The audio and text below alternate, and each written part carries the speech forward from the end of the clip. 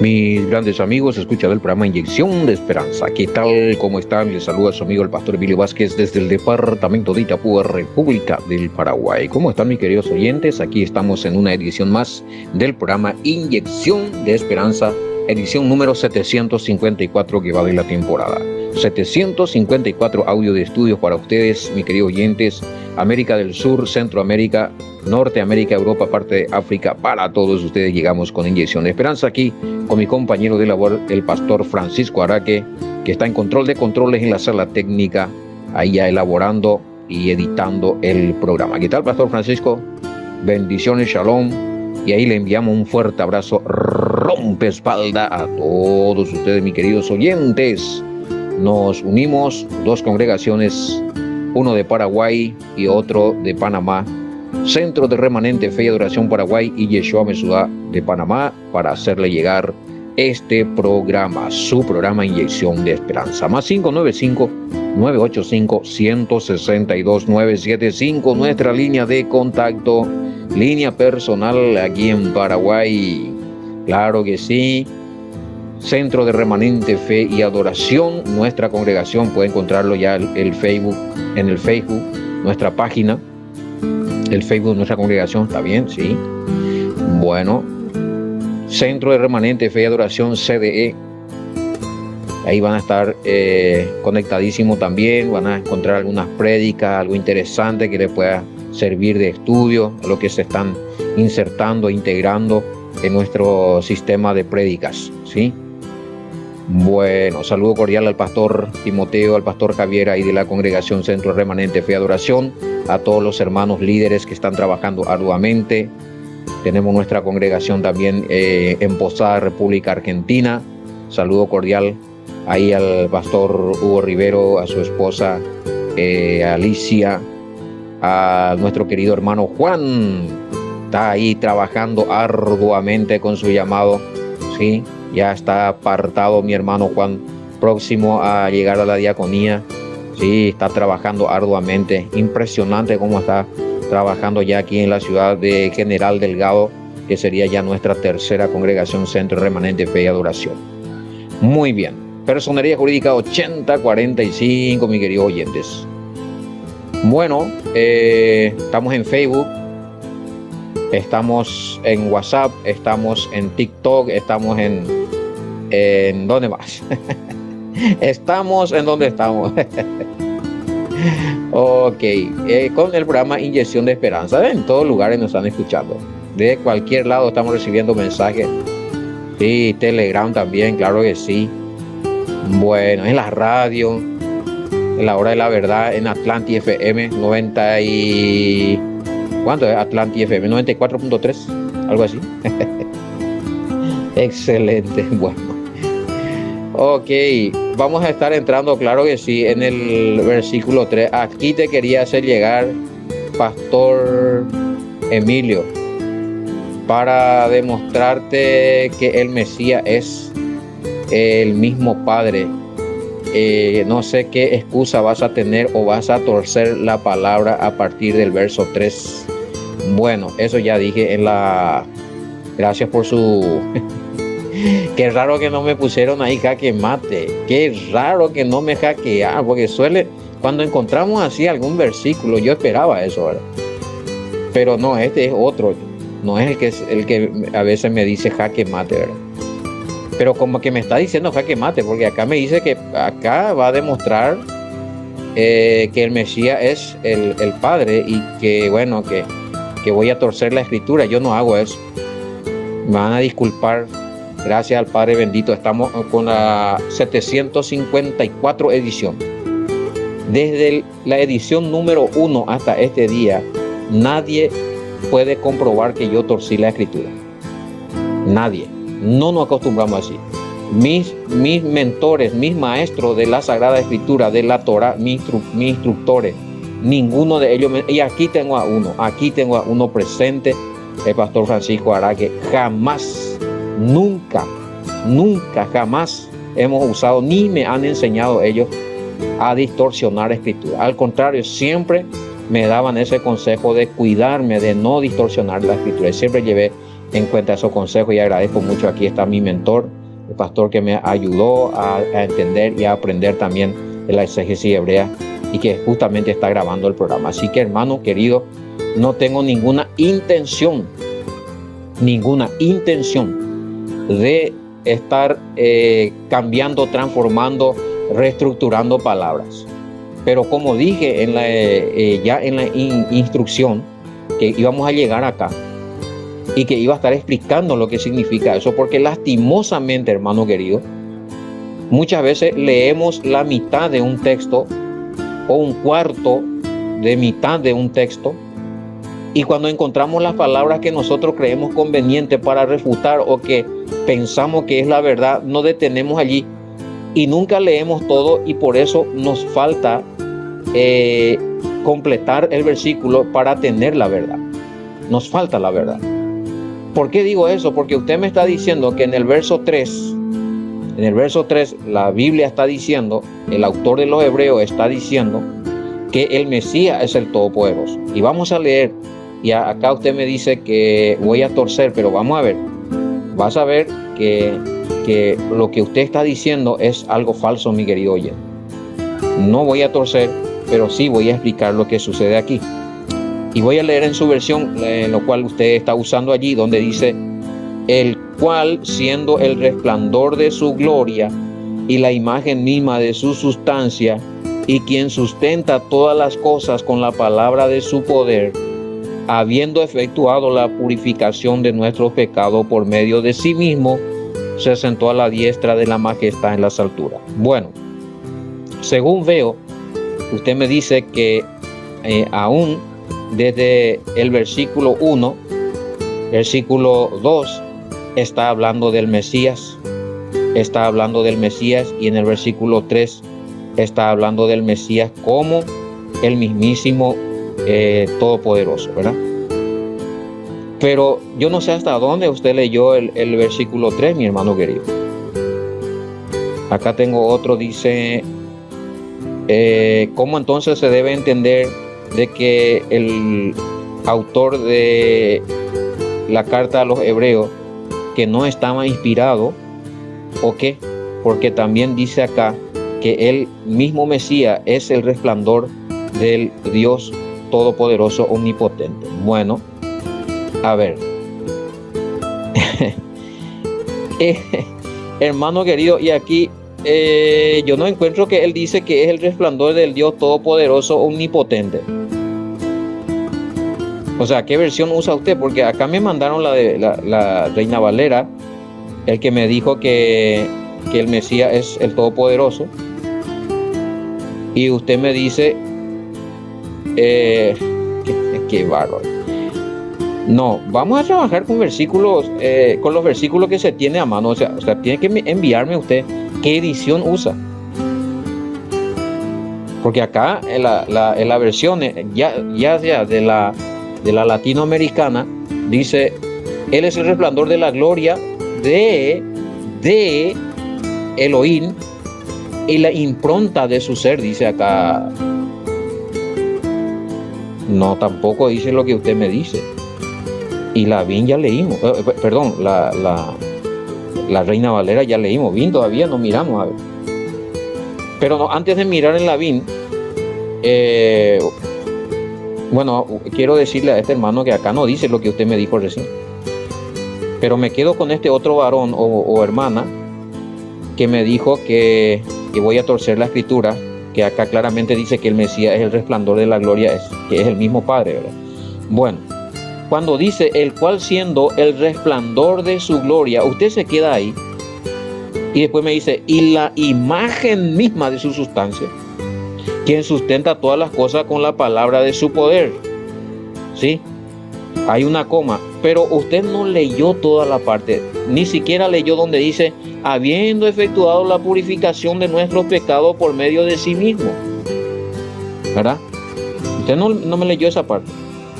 Y lo que más me preocupa es que peor aún, y estoy con la Reina Valera, usted no leyó esa parte donde dice se sentó a la diestra de la majestad de las alturas. El mismo versículo 3 le refuta a usted, mi querido o mi hermana querida. Porque usted me está diciendo que a priori dice que el Mesías es el resplandor de la gloria del Padre y que es la sustancia misma del Padre. ¿Sí?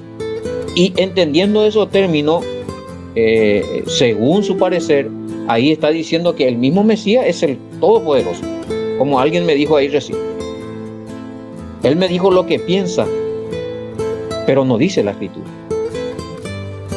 Ahora, usted me refuta diciendo que acá el Mesías es Yahweh, el Padre, porque usted piensa que eso dice la Escritura.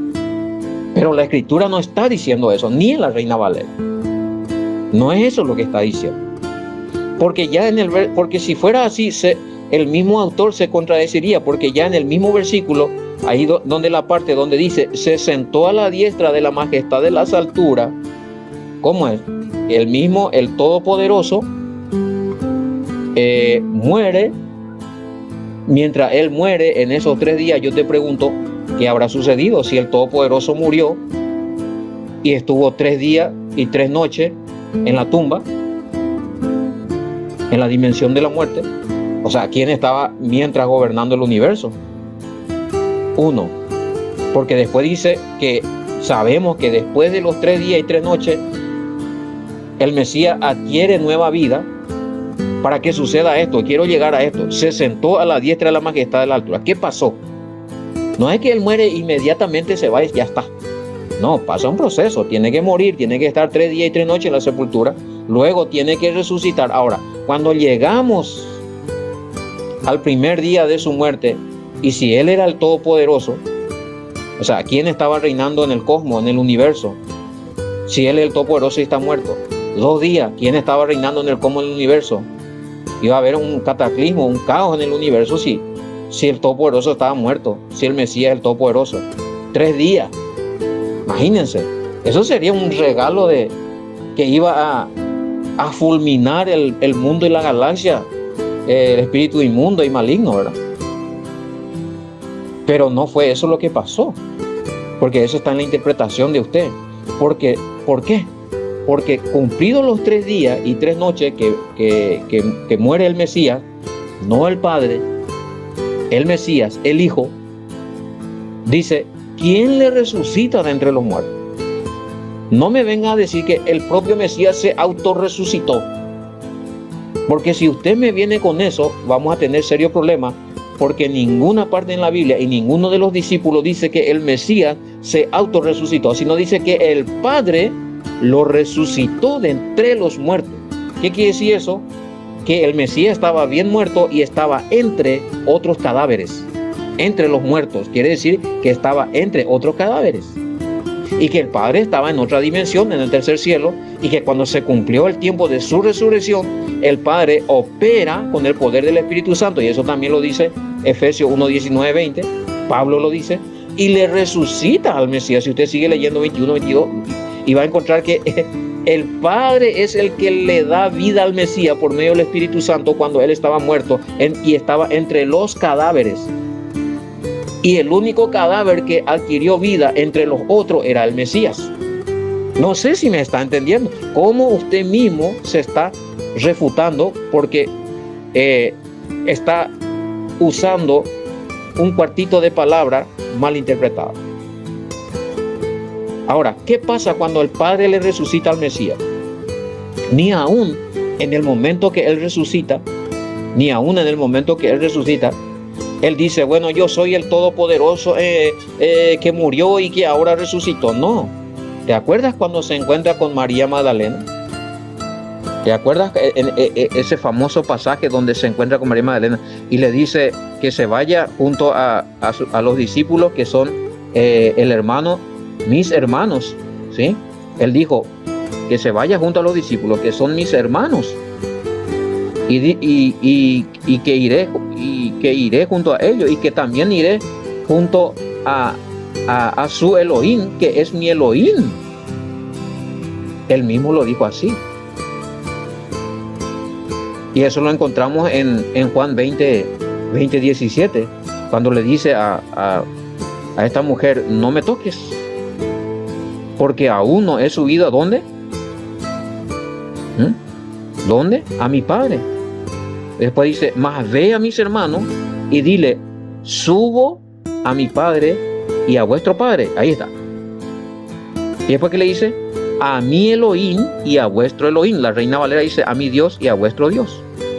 Es decir, aún después de resucitar el Mesías, fue resucitado por el Padre, y él mismo afirma que él tiene su Elohim, quien le hizo resucitar. Él tiene su dueño, su autor, su amo, que está en los cielos, y que él fue resucitado por él, que él tiene otro ser, y que el ser más poderoso que él le resucitó. Yo sé que esto va a ser muy difícil para ustedes, porque están acostumbrados a esa doctrina formateada por versículo de un cuarto. Discúlpenme, eso no debería de ser así. Hay que leer todo el contexto, todo el versículo. No nos acostumbremos a crear doctrinas de un cuarto de versículo. A eso se le llama doctrina de un cuarto de versículo, y eso está mal. Eso quiere decir que esa doctrina le falta algo, no está completo. Así que, mi querido oyente o mi querida hermano, yo no quiero que usted se ofenda, pero usted también arrancó muy mal ofendiéndome a mí, diciendo que yo estoy torciendo la Escritura. Eso hay que tener mucho cuidado para decirle a las personas, ¿sí? Sin antes tener una prueba contundente. Porque en el mismo versículo 3, al explicar esto en su forma correcta, nos damos cuenta de que allí no está diciendo que el Mesías es el Todopoderoso, por lo que dice allí abajo: y se sentó a la diestra de la majestad a la altura. ¿Por qué? Porque ya le expliqué. Porque primero él tiene que morir. El Padre no puede morir, el que muere es el Hijo. 3 días y 3 noches. Si el Hijo es el Padre, entonces ¿quién estaría gobernando el cosmos, el universo, el tercer cielo? ¿Quién estaría cuidando la creación? 3 días y 3 noches habría un caos, ¿sí? Después tenemos la evidencia de que el mismo Mesías no se auto resucitó, sino que el mismo Padre que está en los cielos, por el poder de la unción del Espíritu Santo, le resucita. Ya le di el versículo, Efesios 1, 19, 20 y 1, 22, por ahí, miren. Y luego sucede esto, que el Mesías resucita y le dice a la mujer que iba a subir a su Padre y a su Elohim, a su dueño, a su amo, a su creador. Por eso él dice: mi Elohim, mi poderoso. El Mesías tenía su poderoso, tenía su amo. Tenía, según la Reina Valera, tenía su creador, su Dios. Así que, hermano mío, es lo que dijo el Mesías. Ya le di el versículo. Y luego, cuando ocurren todas estas cosas, dice que el Mesías anduvo también 40 días entre los discípulos, y que cumplidos esos 40 días, él asciende, es llevado por los ángeles, y según Hebreo capítulo 3, del cual estamos sacando esta doctrina, dice que fue puesto a la diestra del Padre. Se sentó a la diestra del Padre. Es decir, el Padre estaba en un trono y el Mesías se sentó en otro trono. Es decir, ¿cuántos tronos había en el cielo? ¿Cuántos tronos principales había en el cielo? ¿Solamente uno? Del Padre, no, acá te dice que había 2. Que porque el Padre estaba en su trono, pero le hizo sentar al lado suyo al Mesías. Es decir, le hizo sentar al lado suyo a otro ser menor que él, que es su Hijo, y estaban entre 2. Porque el autor de Hebreo tuvo esa visión. Y no solamente él, busque referencia de otros apóstoles más, testigos del Mesías, quienes hablan de lo mismo y que dicen que el Mesías fue sentado a la diestra del Padre. Sí, Pedro también dice. Así que busquen referencia, como tarea le doy eso, porque quiero llegar a esto otra vez. Si hay 2 tronos en el cielo, ¿cómo se explica que el Padre es el Hijo y que el Hijo es el Padre? Porque hay 3 personas, o que son 3 personas y tiene que haber 3 tronos. O si eran los 3, eran solo uno, tenía que haber un solo trono. Ya tenemos 2. Y claramente uno está sentado como principal, como soberano, glorioso, creador, y el otro como su hijo, como soberano hijo. Es lo que presenta Hebreo. Por eso yo le advertí, le dije, y eso no le gustó a muchos cuando yo dije que Hebreo es una carta antitrinitaria, porque contradice todas esas doctrinas. Ahora, dos tronos. Podemos dar más referencia de que el Padre y el Mesías indistintamente estaban uno al lado del otro y que había otro más que vio esta visión. Sí. ¿Quién? El autor de Apocalipsis. En la adoración celestial, cuando usted empieza a leer Apocalipsis 4, 5, 6, de repente cuando llegamos en la parte donde se tiene que abrir el sello, los 7 sellos, el rollo con los 7 sellos, no había nadie capaz, no había nadie capacitado, ninguno. Lloraban porque nadie podía abrir. ¿Se acuerdan de esa parte? Y de repente apareció uno, el león de la tribu de Judá. Dice, el único que podía abrir, que tomar el sello, el rollo de la mano del que estaba sentado en el trono. ¿Quién es el que estaba sentado en el trono allí? El Padre. Y dice que el Mesías toma de la mano del Padre, ¿qué cosa? El rollo, los 7 sellos, lo rompe. Es decir, vemos al Padre sentado y al Mesías acercándose al Padre y tomando el rollo con los 7 sellos. Vemos a dos seres distintos. Uno superior teniendo el rollo, sentado en el trono, y el otro, el Hijo, el león de la tribu de Judá, que agarra de la mano al Padre el rollo. Entonces, estas son visiones inspiradas, hermano querido. Así que de que el Mesías es el Todopoderoso, y que el Todopoderoso es el Mesías, y que los 3 son 3, 3 son 2, uno son 3 y no sé qué cosa más. Wow, aquí está un problema. Yo creo que hubo mala interpretación. ¿Existe el Padre? Sí. ¿Existe el Hijo? Sí. ¿Existe el Espíritu Santo? Sí. Pero no es según la doctrina que se malinterpretó. ¿Sí? Y que vamos a ir descubriendo de a poco, porque ahora recién empezamos a ver. Hasta el versículo 9 esto te va a sacudir. Te aviso bien. Que mires bien con ojos críticos, con ojos de fe, con una mentalidad abierta, sacando esos chips de falsa doctrina de tu cerebro, teniendo ya en cuenta que el Mesías es el Hijo apartado, que no tiene nada que ver, no es el Padre Todopoderoso. Y con esa mentalidad que creyeron los apóstoles y creyeron y creyó el autor de Hebreo, porque los apóstoles nunca dijeron que el Mesías es el Todopoderoso encarnado. Nunca dijeron eso. Al contrario, podemos demostrar bíblicamente qué fue lo que dijeron realmente los apóstoles, y debatiendo y demostrando la falsificación o la mala interpretación de algunos textos. Bueno, pero eso ya está en otro contexto. Yo estoy en Hebreo ahora. Por eso desde Hebreo, porque yo ayudé bastante a algunos hermanos con Hebreo, con el estudio de Hebreo hasta el versículo 9, a entender que hay muchas contradicciones con las doctrinas que aseguran que el Mesías es el Padre. Porque nadie aceptaría en el canon a un libro que es contradictorio a la fe verdadera. Pero acá tenemos a Hebreo que habla totalmente distinto a la doctrina que se tiene en la mentalidad de los creyentes en el Mesías, pero no habla distinto a la doctrina que tuvo el Mesías, a la doctrina que tuvo Pedro, a la doctrina que tuvo Juan, a la doctrina que tuvo Marco, a la doctrina que tuvo Mateo, Lucas. No, esto es lo mismo. Se le malinterpretó a Juan, se le adulteró a Juan, se le adulteró a Mateo, se le adulteró a la carta de Juan, se adulteró ahí Timoteo, y bueno, y sacando todas estas adulteraciones tenemos que Hebreo coincide con todos esos otros evangelios, con todos esos otros apóstoles que nunca usurparon el lugar del Padre o pusieron al lugar del Padre al Mesías, teniendo al Mesías como el mismo Todopoderoso. Y me van a disculpar si me quieren echar de su grupo por decir estas verdades, pues adelante. Pero si quieren saber más de esto, de estas verdades, espérenme, vamos a llegar hasta el versículo 9.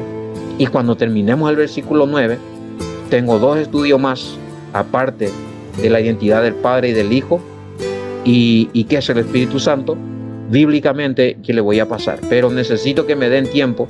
Si me van a desalojar, si me van a chutar de algún grupo, denme tiempo que le explique todo hasta el versículo 9 y saque su conclusión. ¿Ok? Bueno, si me puede explicar algún estudio acerca de lo que realmente significa el resplandor, la gloria y todos estos términos, pero según algunos términos más originales, ya que nosotros tenemos otro concepto de estos términos. Espero que me disculpe la pregunta. Bueno, no hay ningún problema, cierto, usted tiene razón. Por fin alguien que razona y dice que nosotros tenemos otro concepto de estos términos. Ahí está la palabra clave. Esta es la palabra clave. Claro, nosotros imagen, ya pensamos, es el mismo. ¿Cómo si imagen no te está diciendo que es la misma realidad? La imagen es una subrealidad, es una retroproyección de la realidad. La realidad es otra. ¿Sí? Como uno cuando se mira en el espejo. Tú eres la realidad y el que está en el espejo es tu retroproyección, es tu imagen. Si el espejo se rompe, tu imagen, ¿verdad? Es una retroproyección tuya. ¿Sí? Hace todo lo que vos haces, dice lo que vos decís, todo eso, pero no eres tú mismo porque tú mismo estás frente al espejo. O sea, esa es una imagen que te está representando ahí. ¿Sí? Si alguien quiere venir a abrazarte a vos, ¿a quién le tiene que abrazar? ¿Al que está en el espejo o a vos? Ahora, el concepto del Mesías es casi lo mismo. Es casi lo mismo. Porque yo hice ahora una comparación de nuestra imagen. Pero si vamos a hacer la comparación de la imagen del Padre en el Mesías, vamos a hablar de sus caracteres. Vamos a hablar de sus poderes, de sus sentimientos, de sus ideas, de sus proyectos. Todo eso estaba en el Mesías, reflejado en el Mesías. ¿Sí? Eso es lo que te está queriendo decir. Estaba reflejado que el Mesías iba a realizar eso, pero que eso es del Padre, que por medio del Mesías iba a desarrollarse entre nosotros. Ese es el término que se usa allí. Pero les voy a leer un estudio que estuve haciendo. Dice, escuchen esto: resplandor o reflejo de la irradiación de la gloria del ser del Padre. Es un término mucho más difícil. Radiación de la gloria del ser del Padre, o irradiación de la gloria del ser del Padre, dice. Irradiación. Irradia la gloria del Padre. No es el Padre, pero en él irradia la gloria del Padre. No es el mismo Padre, pero en él está el poder del Padre por medio del Espíritu Santo. En él está el carácter del Padre, el amor del Padre, la capacidad de hacer grandes cosas que está en el Padre. Mi Padre está en mí y yo en el Padre, dice el Mesías. Eso es lo que te está diciendo hoy. Por eso usa la palabra en resplandor en nuestro idioma. Pero si vamos al griego, la Septuaginta griega usa una expresión que es impresionante. Dice como la copia exacta o como copia exacta, refiriéndose al Mesías. Dice que es copia exacta del Padre. Copia. Imagínense, vamos a llegar solamente hasta el griego, pues ustedes búsquenlo. Septuaginta griega, Nuevo Testamento. Ahora, ¿por qué? Justo lo que hace rato dije, alguien hizo una pregunta. ¿Por qué muchas veces a la Reina Valera, si es una copia del griego, y del hebreo, ¿por qué difiere o tiene algunos versículos distintos? Eso fue lo que me preguntaron en el programa anterior, en guaraní creo que fue también. Y yo le dije, wow, qué pregunta. Ciertamente esto nadie metió en la cabeza. Sí, ¿por qué? Realmente, sí, ¿por qué? Cipriano de Valera y Casiodoro de Reina copiaron la Biblia Reina Valera, por eso se llama Reina Valera, y estos eran monjes o sacerdotes católicos de la Orden de San Jerónimo. ¿Por qué si supuestamente ellos copiaron la Reina Valera o su Biblia, si supuestamente copiaron del griego, de la Septuaginta griega, del año 200, 250, ¿por qué tiene diferencia? ¿Por qué no dice cómo, por qué no pone la palabra, por qué no traduce la palabra que está en el griego más original? ¿No le parece que aquí hay un monje encerrado, como suelo decir? Es porque ellos estaban ya cambiando, ellos porque ya tenían en el año 1600, cuando se traduce la Biblia, Reina Valera, ya estaba la doctrina de la Trinidad que fue dogmatizada por la Iglesia Católica en el 325. En el 325, ¿se acuerdan? Habíamos hablado de los concilios, en donde en el concilio de Nicea en el año 325 se habla ya, se empieza a dogmatizar que el Hijo es el Padre y que el Padre es el Hijo. Luego tenemos Constantinopla 381, el Padre, el Hijo, el Espíritu Santo es el Hijo, el Espíritu Santo el Padre. Bueno, se va hablando, y allí en Calcedonia, en el 451, en el concilio de Calcedonia 451, es donde, bueno, ahí llegan a una conclusión de que, bueno, Padre, Hijo y Espíritu Santo, el Padre la primera persona, el Hijo la segunda y el Espíritu Santo la tercera. Los tres son uno, ¿verdad? El Hijo es el Padre, el Hijo el Espíritu Santo el Padre, el Espíritu Santo el Hijo, el Padre es el Hijo, o sea, los tres son uno, uno son tres, y ahí tiran por la borda lo que dice en Deuteronomio 4:5. Oye Israel, Yahweh Elohim uno es. Pero esto ya vemos que fue hecho en concilios de hombres, filosofía humana, dogma humana, pero la escritura no habla de aquí hebreo, ni ahí, ni lo menciona, ni Pablo mencionó la Trinidad, como se cree hoy, que son tres y el mismo Dios, el mismo Elohim, el mismo Yahweh.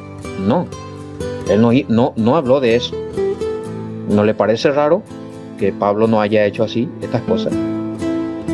Si usa el término Padre, Hijo o Espíritu Santo, nunca lo usó como una doctrina que los tres son uno, nunca, sino a modo de mencionar al Padre y al Hijo, para que haya comunión, ¿sí?, con el Padre y con el Hijo, para que haya comunión por el poder del Espíritu. Si menciona al Espíritu Santo, menciona como un poder que fue usado por el Padre para resucitar al Mesías o para darnos dones. Uno de los ejemplos lo vemos cuando habla de la repartición de los dones en Corintios, o cuando habla de que el Espíritu Santo fue usado por el Padre para resucitar al Mesías. Lo usa en Efesios 1, 19, 20. Y ahí claramente dice que el Espíritu Santo era un poder que el Padre usó para resucitar al Mesías. No dice que era una persona. Esto de que es la primera persona, segunda persona, tercera persona, no dice en la Biblia. No habla de eso en la Biblia. Es un término dogmatizado de doctrinas humanas, creado en el concilio de Nicea 325, Constantinopla 381, Calcedonia 451. Investíguelo. Búsquelo, analícelo. No crea lo que yo digo. No crea lo que yo digo.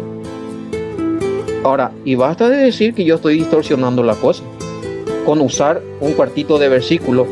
Y mire ya lo que hablamos, más de media hora. ¿Sí? Hay tanto que decir, hay tanto que explicar.